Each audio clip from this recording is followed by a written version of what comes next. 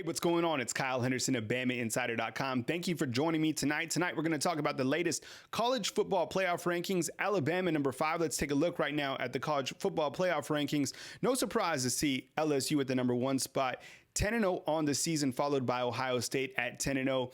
Clemson now 11-0 on the season. Georgia survives in Auburn, now 9-1. Alabama 9-1 after beating Mississippi State 38-7. Oregon 9-1. Utah 9-1.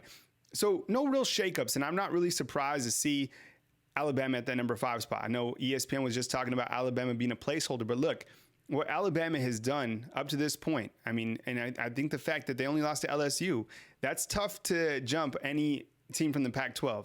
And actually, let's look at the resumes right now and kind of break it down team by team. And we'll start with LSU. As you can see, really good resume. And you look at the number of wins against top 25 teams. This is what really stands out to me.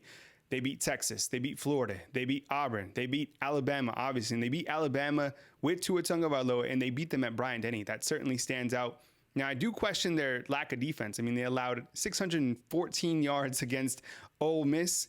And then the week before, they allowed a ton of yards to Alabama. So they're all offense, in my opinion. And I think a team that you have to look at, the Ohio State Buckeyes. I mean, Ohio State right now, 10-0 on the season, still has some big games coming up. They have Penn State, they have Michigan, and on the season, they have 2 top 25 wins. They beat Michigan State and they beat Wisconsin. Wisconsin's probably their best win of the season. AP, they're ranked number 2.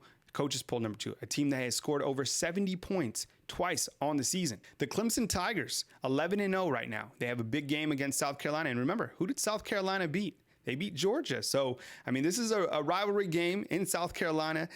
Number of wins against top 25 teams. As you know, Clemson doesn't have the toughest schedule. They beat number 12 Texas A&M way back early in the season when Texas A&M was ranked number 12. In the AP poll, they're number 3. And then, obviously, they've won 26 games in a row.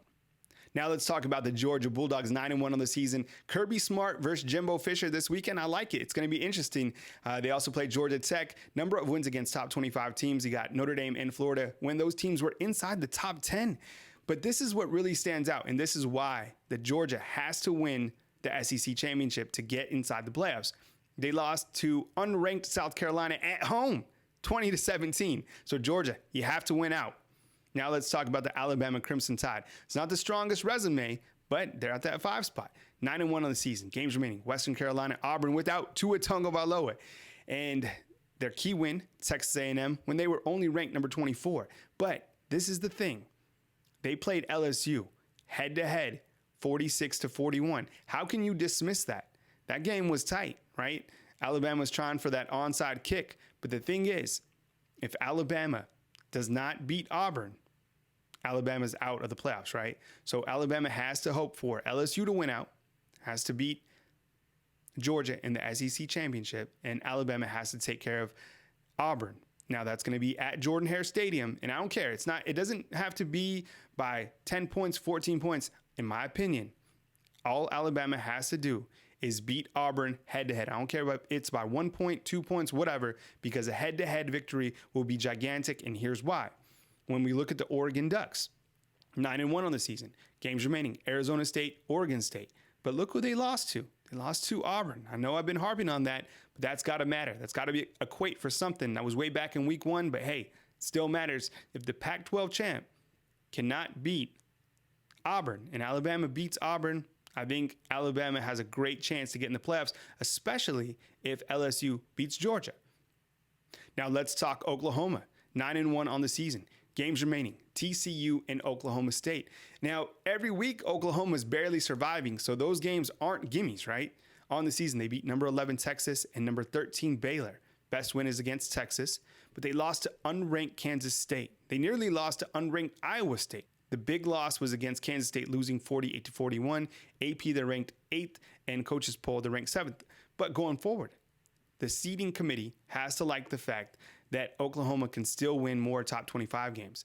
They could win against Oklahoma State, who's ranked in the top 25, and they could also win the Big 12 championship. And I think that's why Oklahoma could give Alabama a run for that 4th playoff spot. Now, let's look at the Utah Utes, 9-1 on the season. Games remaining, Arizona and Colorado. Number 17, Arizona State is their best victory.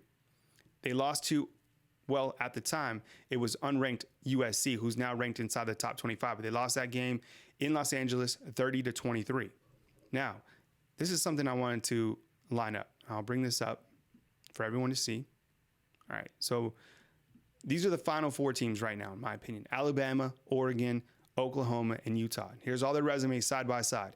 Highlighted in yellow is who each team lost to. Okay, so we'll start at the top left. Alabama. They lost to number 1 LSU. Moving to the right, Oregon. They lost to number 16 Auburn. And that's why I feel that that Alabama-Auburn game is so critical. Oklahoma, to your bottom left, lost to unranked Kansas State, 48-41. Moving to the bottom right, Utah. They lost to, at the time, unranked USC, 30-23. So I think what's going to happen, you have to take care of Western Carolina if you're Alabama, and then you have to beat Auburn, and you have to hope that LSU beats Georgia in the SEC championship game. There's a lot of football left, but Alabama's chances of reaching the college football playoffs are not over. The tide is still alive. For more coverage, follow BamaInsider.com. Thanks for watching. Please like and subscribe, and continue to stay locked on to BamaInsider.com for more coverage from Tuscaloosa, Alabama.